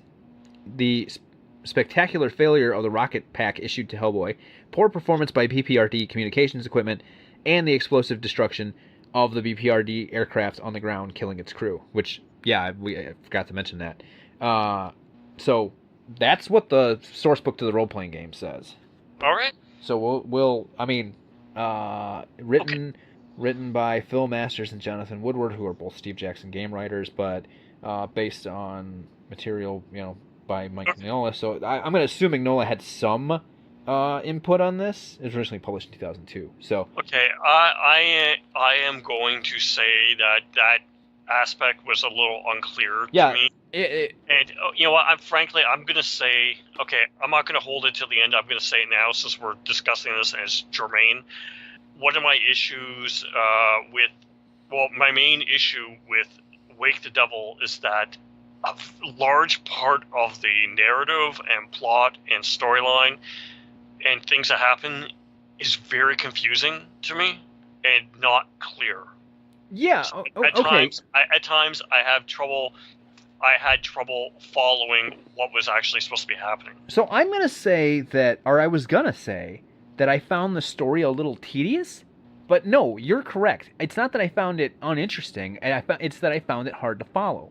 Now, this is the first Hellboy story done entirely by Mignola, because the first one he had John Byrne do the script, and he did the plot, John Byrne did the script, and then he adapted the script to the comic, right? But this isn't Mignola's first thing ever that he's done on his own, is it? I'm not sure. I think it might be his first writing without a co-plotter, without a scripter. And I think it kind of shows because a lot of it is just very unclear. You were reading the plot outline from Wikipedia, and the old man in the village the plot outline says he's brothers with the priest. I thought they were just supposed to be childhood friends. There's nothing in it to indicate that they were brothers.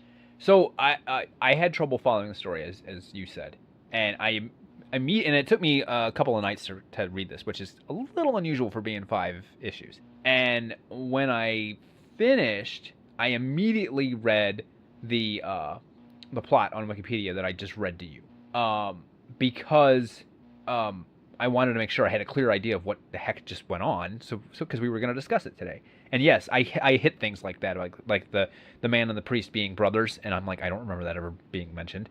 And yeah, there was a lot of things like that. So one of the other things that's unclear is Ilsa at one point, whenever she goes off with Rasputin asks her to guess his actual real identity, and she says Rasputin. Up to that point, I hadn't realized that the Nazis weren't supposed to actually know who he really was. If that's even the case. If that's even the case, it's unclear. Oh, and here's another thing. We'll just throw this into the discussion because we compared a little bit of the stuff to the movie. I just want to say, before I ever saw the movie, I read Seed of Destruction, and whenever I first got the book and I opened it and I said, oh, it's got Rasputin in it. Because I don't understand how you see that without realizing it's Rasputin, let alone the characters in Nazi Germany not realizing that's who he was. You're saying that it's implied that in the past, in the 40s, that they weren't supposed to be aware that he was Rasputin. That's what it seems like. I didn't get that, but as I said, I had trouble following things, so it's highly possible. The movie makes it clear that everybody knew he was Rasputin. This is really tough for me because there is a lot of stuff in this that I really, really like, but there's just this real strong air of confusion. Yeah, there really is, and that's gonna factor into my rating. I was gonna say about Ilsa, and I've kind of got like the new. There's a few new characters in this. So Ilsa was the first one I had written down, but Ilsa and Carl Cronin both appear in the first movie, but drastically changed from how they appear here. And I think this is their only appearance. I mean, again, I'm not sure because this is the only stuff I've read, but I think this is their only appearance. They were both present in Seed of Destruction. Well, yeah, because what we saw in Seed of Destruction was them, like the thing that they were frozen in ice, essentially Captain America style, and that thing started to thaw at the end of the book. But yes, like, okay, I knew Cronin was changed. Oh no, I knew them both. I knew they were both changed. But Cronin is like more like a Clockwork Man put back together type thing. He's kind of like a Clockwork version of a Nazi Snake Eyes. Right. Whereas here, he's just a Nazi guy who happens to wear that mask. Right. And then Ilsa in the movie is in love with Rasputin. Whereas here, it seems like she's in love with Girescu. No, she's devoted. It is clear she's devoted to Rasputin, but she's in love with Girescu. Yeah, they basically, for the first movie, they basically just moved her... Her character relationship with Girescu was just moved on to Rasputin. I even remember. I think that was just simplification. Maybe this is in the special features or the commentary, or maybe it's just something I saw in an interview. But I remember Del Toro mentioning that, like, how strong for Rasputin her love is in that story, because pointing out that Rasputin had been castrated, and yet she was still in love with him. And he was like, you know, it's Del Toro. He's like, that's a dedication from a woman. I forgot about I thought the castration thing happened after death. Yeah, he died. True. The event of his assassination, the real life event of his assassination, happened to the character in the context of the stories. He even brings it up in this issue, or in this story. He brings up like he didn't know what his purpose was until that happened, you know. So yeah, the whole night of the assassination thing that happened to him, it is very much a part of the character's backstory in the context of the Hellboy stories. So yeah, you got Cronin. He's different because he's just a generic Nazi guy. Although apparently he's buddies with Heads and Jars. Armanzola they went style. to university together. Yeah, they actually said that. I kind of get the okay. It's not heavily implied. I might be just really misconstruing, but I kind of got the impression that you could interpret it as being Cronin and it's Kurtz, right? Kurtz was the other guy that was with Cronin. Or Von. Oh gosh. Herman von Klemt. Von Klemt. That they may have been lovers. Possibly. Which would be shocking considering they're Nazis. and how the Nazis treated the LGBT people. Right. But no, I kind of thought that you can kind of get that impression from it, which made me think of, while I was reading the book, made me think of Monsieur Malat and the Brain. It's funny you say that. Von Klimt has, in his character sheet, has the quirk fond of apes.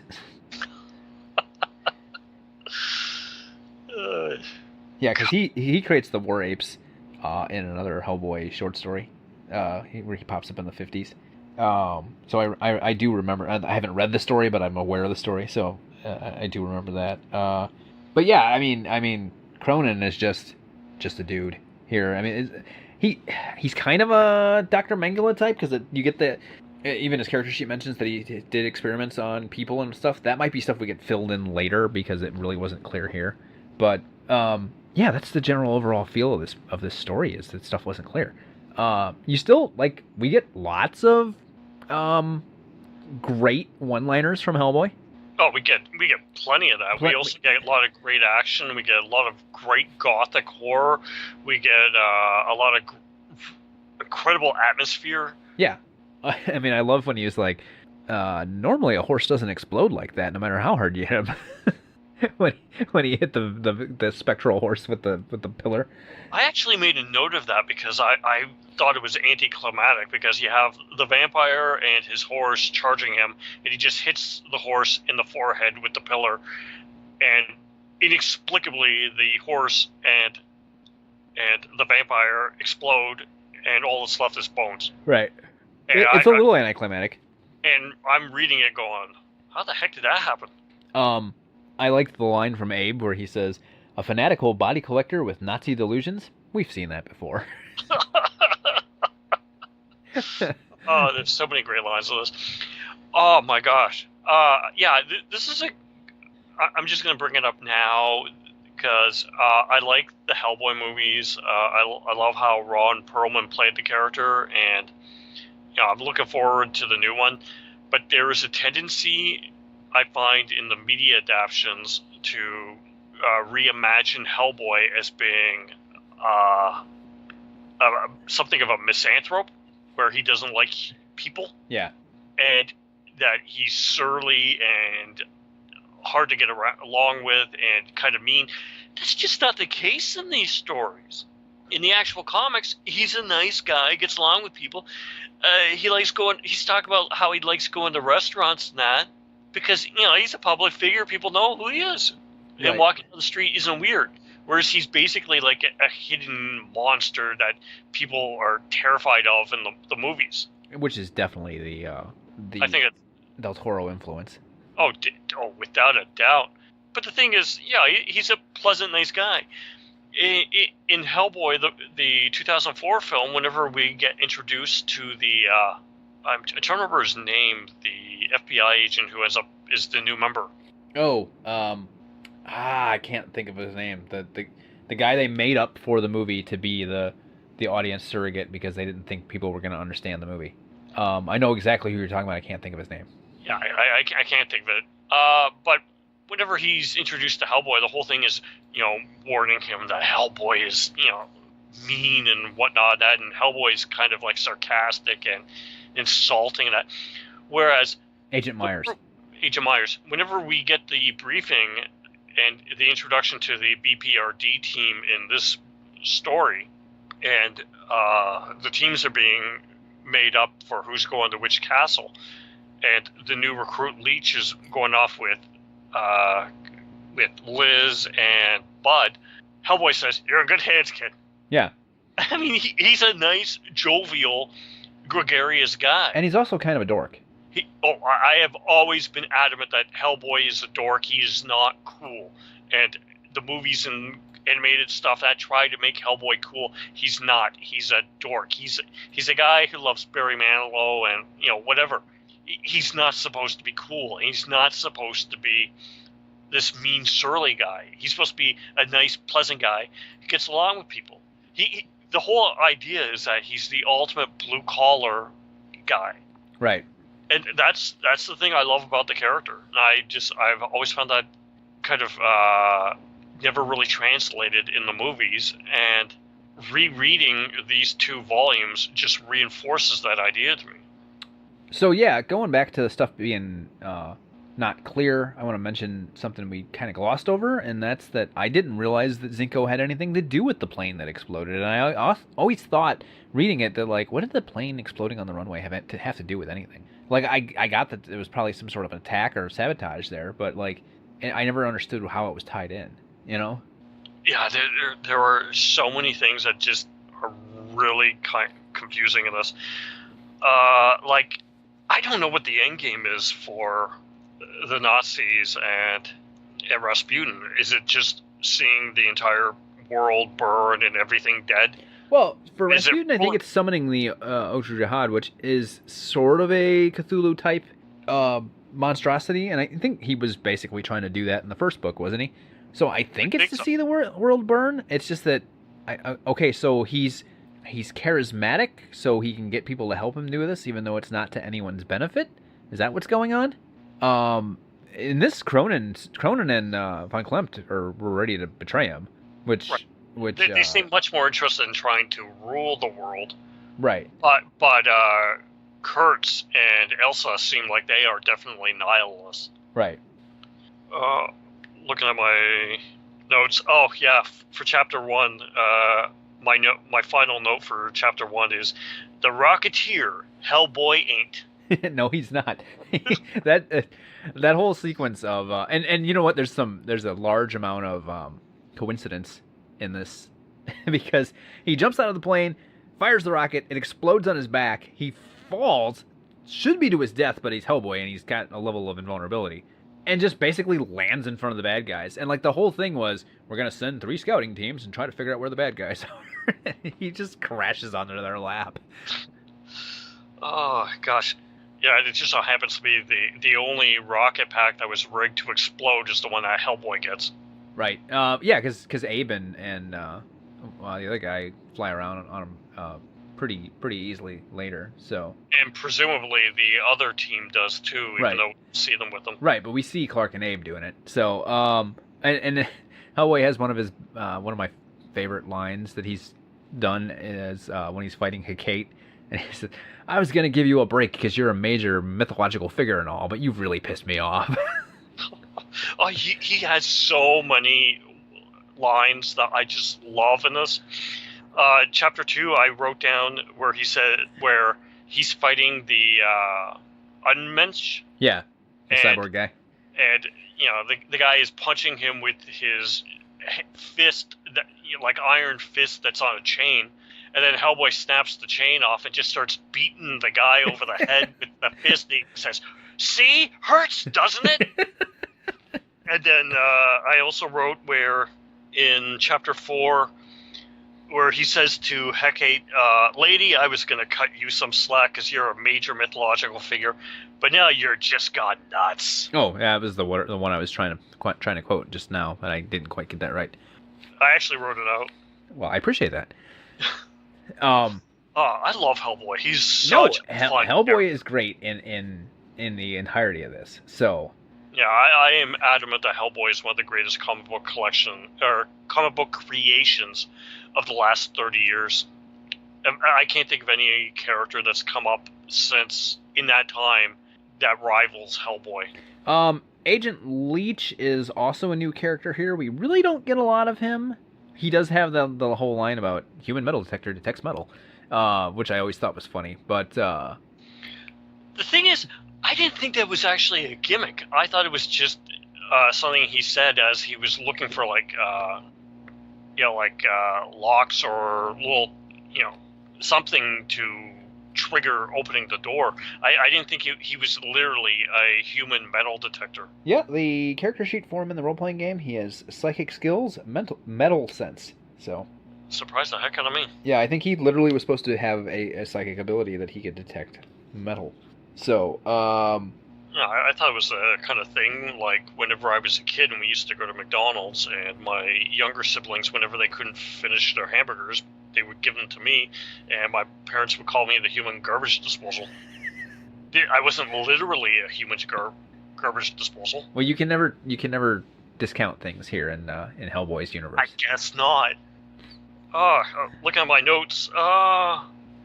Yeah, chapter 2, I have the Rasputin identity unknown to Hitler and the Nazis with a question mark. I've got which really makes me wonder, how did Rasputin convince Hitler if Hitler didn't know who the heck he was? He was a pretty charismatic guy, I guess, but I guess so. Chapter 2, I also have Women of Thessaly equals harpies. oh yeah, we didn't really talk about the women of Thessaly. Were they supposed to be vampiric? It's just they transformed into ravens instead of bats. I can't remember where I read it. I think after I finished reading this, I was trying to look them up, and I think that the idea is that the women of Thessaly ate corpses and excrement. Okay. So they're not technically vampiric, but I think they're supposed to basically be like minions of Hecate, at least in this version. Because I don't think Hecate in the actual mythology was supposed to be an evil god. No. Evil goddess. Although she is an underworld goddess. She's an underworld goddess, but I don't think she was supposed to be an evil one. That's one of the things that gets mistranslated. Wow, what the heck's his name? I totally just blanked on my Greek mythology. Hades. Like Hades constantly being portrayed as a bad guy. When really Hades in a lot of the ancient Greek writings, that's his job and he does it. You know? Right. It wasn't that he had an army of the undead. It was just that he was the administrator in charge of the land where people go when they die. He was an administrator more than a monster. But modern stuff loved to present him as evil. Right. He's just the guy in charge of the afterlife. That's it. Yeah, but the women, the witches of Thessaly, the stuff with the Hecate, all the vampire legend stuff in this. One of the things I love about these Hellboy books is getting Baba Yaga, just getting references to these actual mythological things. There was a little bit of Elizabeth Bathory in this. Oh, there's quite a bit of that in there. Yeah, we get all this kind of stuff that is actual real legends. We get stuff that is ancient mythology. We get stuff from real folklore. We get stuff that's borrowed from the Lovecraft mythos. And it's all filtered through Mike Mignola and I'm assuming like Universal Monsters and Hammer Horror stuff. This is the kind of comic that I like, where it's clear that the person creating it just took everything that they like and pushed it all together into one thing. Hellboy is the comic that, when I was in my teens, kept inspiring me with the idea that of creating something that combined everything I loved into one book, one character, one franchise. Because I mean, all the stuff that happens in this is all it's all it's got superhero stuff. It's got pulp stuff. Like Doc Savage type things. Right. The Shadow even. It's got as I said, Universal and Hammer Horror. It's all the legend and myth, Greek myth. I mean, this is all stuff when I was a kid growing up, I absolutely loved. Yeah, me as well, which makes it very clear why I like these books. And like I said, I think I probably said it in the first Hellboy episode, that I'm a big Russophile, and I also really, really like reading about Rasputin. So all that stuff is great. Trying to look at the rest of my notes quickly. Actually, I think, oddly enough, just in the course of the conversation, I think we covered everything I have written in here. Yeah, I think that's where I'm at, too. So we're kind of spinning our wheels, I guess. Let's get to our final thoughts and the rating. Derek, what's your rating? I was really torn on this. If we could give half stars, I would give it 3.5. I was tempted to give it just 3 stars, which would indicate that I like it. But I am actually going to give it 4, which means I really like it. And this is simply because I love the set pieces. I love all the character stuff with Hellboy and the others. All the mythological stuff, all the legends and folklore, everything. I love the color of this story. The atmosphere, all the monsters, and The only thing I really have a problem with is just that there is a lot of confusion in the book and a lot of things that aren't really explained properly or just happen, and I don't quite understand them. I found it hard to follow at times, but I'm willing to forgive that for the most part, just because I love the rest of the stuff. So that's why I'm actually giving it a 4. It's kind of a weak 4, but it's a 4 stars nonetheless. But man, some of the action is just incredible. One of my favorite moments is just when Hellboy. Oh gosh, what was the actual thing that I'm trying to quickly skimming through my book because I actually didn't write it down. But when Hellboy is being tempted and his horns are growing back, and then we get the image of him snapping off his own horns, and as these 3 demonic figures that aren't identified are watching, and one says impossible, the second says born of a human woman in hell, reborn of human design on earth, and the third says, and now finally he gives birth to himself. I just love that moment, that beat, because the whole idea is, yeah, Hellboy is a demon born of hellfire and evil, but damn it, he is going to pick his own destiny and be his own person. And I just love that moment so much. So yeah, 4 stars for me. Okay, so I also, if we could give it half stars, would give it 3.5 stars, but we can't, and I'm going to go the opposite route. I'm giving it 3 stars. I like all the things that you said. I love Hellboy as a character. I think he's got great character moments in this book. I like all the mythology stuff. I love the horror, the action, but I said that it felt tedious. It is because I was having trouble following it. It was too hard to read, and that is, regardless of the good stuff in there, a book being too hard to read is not a good thing. And it's not, I can't go with I love it. I liked Seed of Destruction much better than this. It flowed much better. We didn't even really talk about like the whole thing with Liz activating the homunculi. Like, I didn't get what she was doing. Like, the plot synopsis I read said that she was drawn to it and got sucked to it.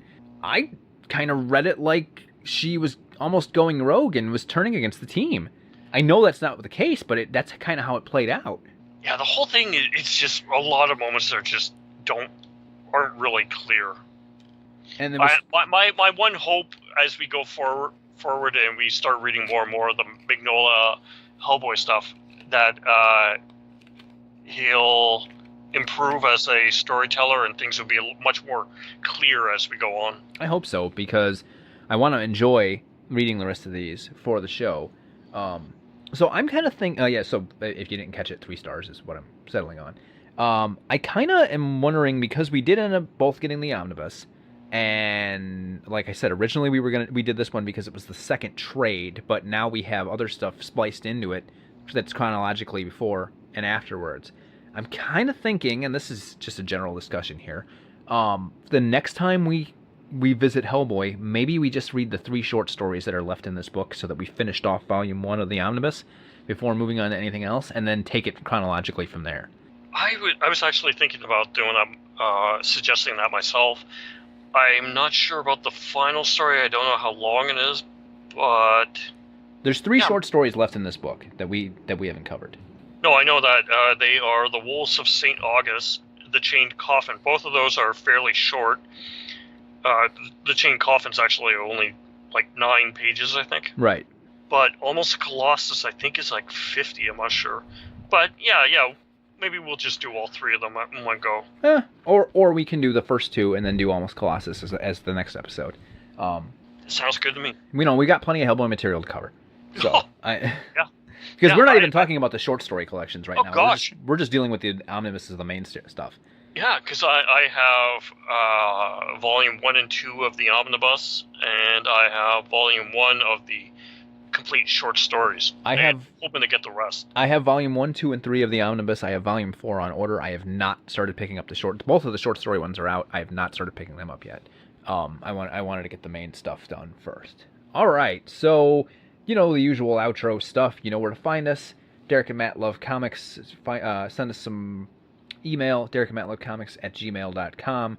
Find us on Facebook, facebook.com/DerekandMatt. Twitter, Instagram are both at Derek and Matt, and we are Derek and Matt Love Comics on YouTube. Please give us a rating, a review on iTunes. That'd be great. GalacticGregs.com or Facebook.com/GalacticGregs for any information on the greatest comic book store in the galaxy. What are we doing next week, Derek? Well, next week we are going to discuss a movie that we briefly touched on when we were discussing Big Trouble in Little China last week. And that movie is The Adventures of Buckaroo Banzai Across the Eighth Dimension. Derek is making me watch this movie because I said I probably would never watch it again. Again, I don't hate it, but it's not great either. Don't worry, we're going to watch it together and we can complain about it together. This just ruined it because we just revealed that we both don't really necessarily care. I'm hoping, as I always do when I watch films, that I see something new in it. So, and it's an interesting movie to talk about among, the sci-fi geek types, because a lot of people love it, and I love it for what it was trying to be, but I don't think it ever really gets there, which that's not a spoiler because that's what I said last week. Mm-hmm. I can't remember what I said. But I remember, I heard, I used to listen to a movie review podcast that reviewed it, and I had never seen it at that point.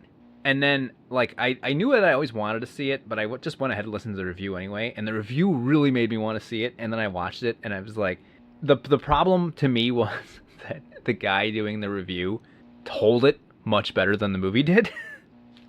So it's just an interesting, but we'll save this for next week. Oh, yeah, I like the movie.